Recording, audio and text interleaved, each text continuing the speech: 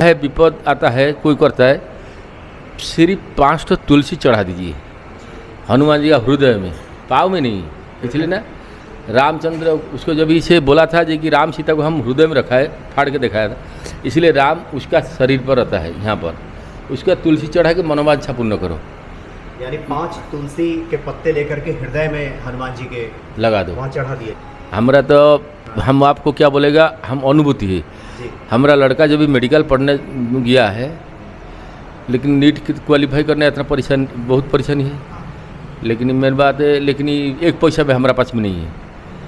पैसा कहाँ आएगा, क्या करेगा, हमको जानता था नहीं। लेकिन ये कनाडा में एक आदमी रहता था, वो हम उसका नंबर नहीं जानता था। हम जगन्नाथ जी को, हनुमान जी को विश्वास करता है, हनुमान को डेली तुलसी चढ़ाता था। हम बोला प्रभु, एक आदमी तो बोला था हनुमान को तुलसी चढ़ाने से अच्छा होता है, हम तो जानता नहीं, कुछ आपको चढ़ा देता है। जब इस सुबह का भोग खाएगा जगन्नाथ जी, पहले इसको भोग लगाता है, इसलिए ना उसका भोग इसको दिखाता है फतेह हनुमान को। लेकिन उसको ये देखने से सोचेगा जी हाँ पूजा होगा। यानी पंडित जी, जगन्नाथ जी को भोग लगने से पहले श्री हनुमान जी को भोग लगता है? नहीं, जब भी जगन्नाथ जी का भोग हो जाता है, अच्छा, उसका बाद में उसको भोग दिखाता है, हम भोग करके लेके आया है। अच्छा, भोग दिखाया जाता है। हाँ, हनुमान जी को, हनुमान जी को सुबह में भोग लगा दिया है। जो भोग लगा हुआ फल उल प्रसाद लगता है 9 बजे, जो खिचड़ी प्रसाद गोपाल वाला भोग होता है, वही टाइम में उसको देखा होता है। लेकिन हम दिया है भोग, तो ये देखने से हनुमान जी को बताया जाता है। हाँ, बताया जाता है कि ये जगन्नाथ जी को भोग लगा दिया गया है। जय सिया राम। सब सुख लहे तुम्हारी सरना, तुम रक्षक काहू को डरना। भक्ति की अवस्था में भक्त हनुमान जी को बिल्कुल अपने करीब पाता है, अपने से अभिन्न पाता है, जुड़ा हुआ पाता है। जैसी उसकी मन स्थिति होती है, मनोदशा होती है, वैसे ही भगवान भी अपने को उसी अनुरूप रूपांतरित कर लेते हैं, अवतरित कर लेते हैं, बदल लेते हैं।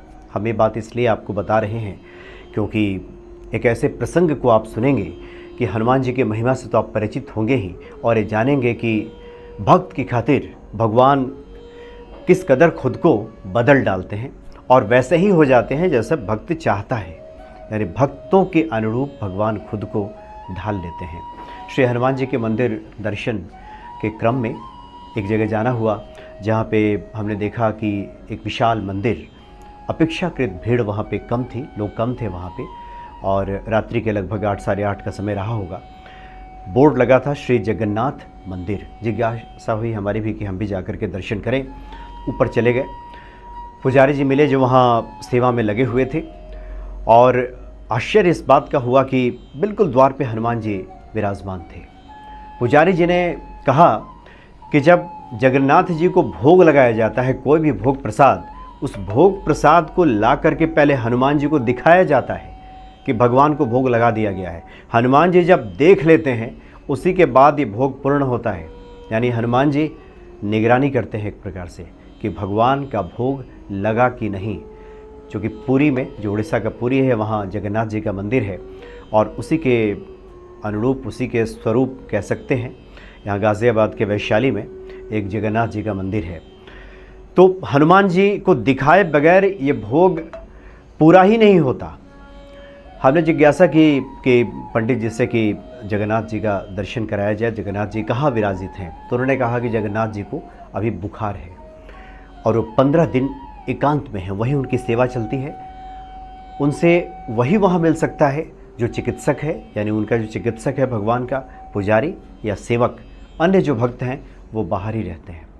साथ ही पंडित जी ने एक हनुमान जी का ऐसा महा उपाय बताया कि जगन्नाथ जी का नाम लेकर के एक तुलसी दल का प्रयोग किया जाए, हनुमान जी पे अर्पित किया जाए। जिस विधि की उन्होंने चर्चा की, तो उससे सभी कार्य सिद्ध हो जाते हैं। और ये उन्होंने कई बार करके देखा है उनके जीवन में। जब भी कोई कठिनाई परेशानी आती है, क्योंकि हर गृहस्थ की इच्छा होती है कि जीवन सुखपूर्वक बीते, सुख संपन्नता आए, जो उसके सांसारिक कार्य हैं वो पूरे हो जाए, जो उनकी संततियां हैं, जो उनके बेटे बेटियां हैं, वो सही तरीके से परवरिश हो जाए, सही तरीके से वो सेटल हो जाए, कहीं सब कुछ अच्छा हो जाए। तो पंडित जी के साथ भी ऐसा ही रहा, जो उनके पुजारी जी हैं, उन्होंने इस प्रयोग को किया। तो चूँकि जगन्नाथ जी एकांतवास में अभी रहते हैं, उनको बुखार आ जाता है। अब देखिए, भगवान श्री कृष्ण जो स्वयं जगन्नाथ जी हैं, भक्तों की खातिर खुद को बुखार में बदल लेते हैं, खुद के ऊपर ताप सहना शुरू कर देते हैं। जिनके बारे में कहा गया है कि दैहिक दैविक भौतिक तापा राम राज काहू नहीं व्यापा। राम के राज में किसी पे दैहिक दैविक भौतिक ताप लग ही नहीं सकता। ऐसे प्रभु खुद बीमार हो जाते हैं भक्तों की खातिर, क्योंकि भक्तों का भाव है, भक्तों का ऐसा भाव है कि प्रभु ने स्नान किया है ज्येष्ठ के महीने में, दिन में खड़े थे धूप में और 108 घड़े जल से उन्होंने स्नान किया, इसलिए वो बीमार हो गए हैं, उनको सर्द गर्म हो गया इसलिए बीमार हो गए हैं। और भक्तों की भाव दशा के लिए, भक्तों की प्रसन्नता के लिए, कि भक्तों को थोड़ा समय मिल जाए कि भगवान की वो सेवा कर सकें, भगवान खुद के ऊपर बुखार ताप सहन करना शुरू कर देते हैं और वो एकांत वास में चले जाते हैं, जिसको अनवसर कहा जाता है। तो अनवसर में अभी भगवान हैं, तो वहाँ पे भगवान की सेवा शुश्रूषा वही व्यक्ति करता है जो उनका चिकित्सक है और जो उनके जो पुजारी हैं। और साथ ही भगवान के स्वास्थ्य कामना के लिए वहाँ पे एक जड़ी बूटियों का प्रसाद तैयार किया जाता है जो भगवान को अर्पित किया जाता है। दलिया की खिचड़ी उनको खिलाई जाती है।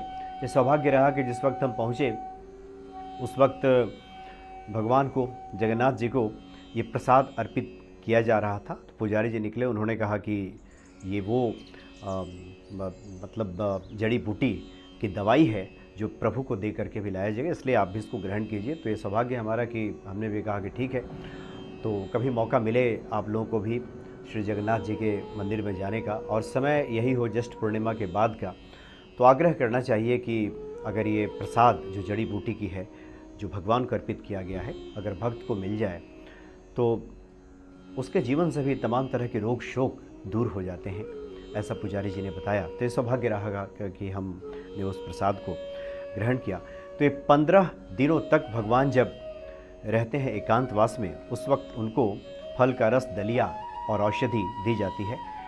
आषाढ़ मास की शुक्ल पक्ष की द्वितीया को रथ यात्रा होती है, तब भगवान प्रकट होते हैं, जगन्नाथ जी सामने आते हैं और भक्तों को दर्शन देते हैं। उसके बाद देवशयनी एकादशी आ जाती है। देवशयनी एकादशी के बाद फिर वो चतुर्मास शुरू हो जाता है, कोई भी मांगलिक कार्य नहीं होता और देवोत्थान एकादशी तक ये चतुर्मास चलता है। तो इस प्रकार से जगन्नाथ जी का भोग तब तक पूरा नहीं होता जब तक कि श्री हनुमान जी उस भोग को देख न लें। यानी उनको भोग लगाने के बाद हनुमान जी के सामने लाकर पुजारी जी पात्र को दिखाते हैं कि श्री हनुमान जी, हमने प्रभु को भोग लगा दिया है, आप देख लीजिए, यानी हमने सेवा कर दी है। उसके बाद हनुमान जी अति प्रसन्न होते हैं कि भगवान को भोग लगा दिया गया। उसके बाद फिर हनुमान जी की आरती की जाती है। आप जगन्नाथ जी के मंदिर में जाएंगे, द्वारपाल के तौर पे वहाँ पे हनुमान जी मिलेंगे आपको और गरुड़ जी मिलेंगे, और इन दोनों से आज्ञा लेकर के ही आप जगन्नाथ जी के दर्शन कर सकते हैं। राम दुआरे तुम रखवारे, होत न आज्ञा बिनु पैसारे। तो बड़ा अद्भुत मंदिर है जगन्नाथ जी का और बड़ी अद्भुत महिमा है वहाँ हनुमान जी की। आप तो पुरी में वहाँ पे जाएंगे तो वहाँ समुद्र के किनारे जंजीरों में बंधे हुए हनुमान जी हैं। चूँकि हनुमान जी से ये कहा गया था कि समुद्र ना आ सके, तो समुद्र आ गया था एक बार ऊपर चढ़ करके, तो वहाँ जलमग्न स्थिति हो गई थी। तो इसलिए ऐसी मान्यता है कि हनुमान जी को प्रभु ने कहा कि आप जंजीरों में जकड़े हुए यहीं रहिए, कि आप यहाँ पे रक्षा करें और समुद्र को का जल को आगे ना आने दें। तो ऐसी मान्यता भी है। तो हनुमान जी की बड़ी महिमा है। पंडित जी ने बताया कि जब भी कोई संकट की स्थिति किसी भी भक्त के जीवन में आए, वो सिर्फ 5 तुलसी दल ले ले मंगलवार को, और उस पर राम लिख ले सिंदूर से, और हनुमान जी के हृदय स्थल पे उसको अर्पित कर दे, और जो भी मनोकामना है, प्रार्थना है, हनुमान जी से कहे और जय जगन्नाथ कहते हुए हनुमान चालीसा का पाठ कर दे। एकदम हनुमान जी जगन्नाथ जी का नाम सुनते ही प्रसन्न हो जाते हैं, क्योंकि प्रभु राम ही हैं जगन्नाथ जी, भगवान कृष्ण हैं, तो प्रसन्न हो जाते हैं। और इस विधि से, चूँकि हनुमान जी के हृदय में प्रभु श्री राम विराजित हैं माता सीता के साथ, और ऐसे प्रभु को अगर तुलसी दल हनुमान जी के हृदय स्थल पे अर्पित किया जाए तो शीघ्र मनोकामना पूरी हो जाती है। और पंडित जी का ये अपना निज अनुभव है, कई भक्तों को बताते हैं, और जिसके जीवन में इस तरह के संकट, कोई परेशानी है, तो ऐसा करें, हनुमान जी को अर्पित करें और जगन्नाथ जी का ध्यान धरते हुए जय जगन्नाथ कहे और उनको अर्पित कर दे, और फिर हनुमान चालीसा का पाठ करें। देखिए, पूरी आपकी जो मनोकामना है ये पूरी हो जाएगी जगन्नाथ जी की कृपा से और श्री हनुमान जी की कृपा से। तो परम दयालु हनुमान जी निश्चित तौर पे कृपा करते हैं भक्तों पे। तो ऐसे अद्भुत मंदिरों का कई बार दर्शन हो जाता है, संतों से बातचीत हो जाती है, जो अपने आप में काफ़ी यह अप्रतिम है, जिसके शब्दों में व्याख्या नहीं की जा सकती। इतने सारे शब्द होते हैं कि उसको एक समायोजित करके उसको सिलसिलेवार तरीके से कहना बड़ा मुश्किल हो जाता है इस भाव दशा में। तो आप भी इस उपाय को कीजिए और पंडित जी ने क्या कहा एक बार फिर से आप इसको सुन लीजिए। हमरा तो हम आपको क्या बोलेगा, हम अनुभूति है। हमारा लड़का जब भी मेडिकल पढ़ने गया है, लेकिन नीट क्वालिफाई करने इतना परेशान, बहुत परेशानी है। लेकिन मेन बात है, लेकिन एक पैसा भी हमारा पास में नहीं है। पैसा कहाँ आएगा, क्या करेगा, हमको जानता था नहीं। लेकिन ये कनाडा में एक आदमी रहता था, वो हम उसका नंबर नहीं जानता था। हम जगन्नाथ जी को, हनुमान जी को विश्वास करता है, हनुमान को डेली तुलसी चढ़ाता था। हम बोला प्रभु, एक आदमी तो बोला था हनुमान को तुलसी चढ़ाने से अच्छा होता है, हम तो जानता नहीं कुछ, आपको चढ़ा देता है। हे हनुमान जी हमारा रक्षा करो।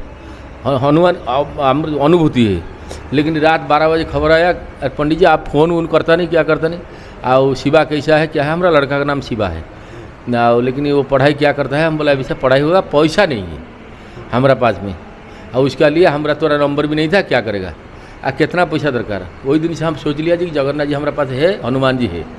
वही दिन से वो राता राती लाख लाख रुपया भी भेज दिया है। बोला जी कि कोई बात नहीं, आप ले लीजिए, पढ़ाइए। कहाँ से कहाँ आया, कहाँ से यहाँ पर भी सफदरजंग में एगो प्रोफेसर, वो भी माता जी बोल के, वो भी सबको हेल्प किए के बच्चा लोग को। एसपी था जगपाल बोली, वो भी ऐसा ही सब कोई मिलजुल के जगन्नाथ जी हमको अनुभूति है हमारा। वो कहाँ से आया, कैसे आया, क्या करे, लेकिन भगवान लेके पहुँचा दिया हमको रास्ता पर। यानी कितना भी बड़ा कोई भी संकट हो, हनुमान जी के सामने अगर प्रार्थना की जाए तो उन संकटों का निवारण हो जाता है। और आपने तो कहा कि आपका तो अनुभव है, तुलसी दल आप अर्पित करते रहे और व्यवस्था होगी, व्यवस्था होगी, लेकिन कोई काम ब्रेक नहीं होगा, ब्रेक नहीं होगा ना। मन में जितना बड़ा आ जाएगा जी कि हमरा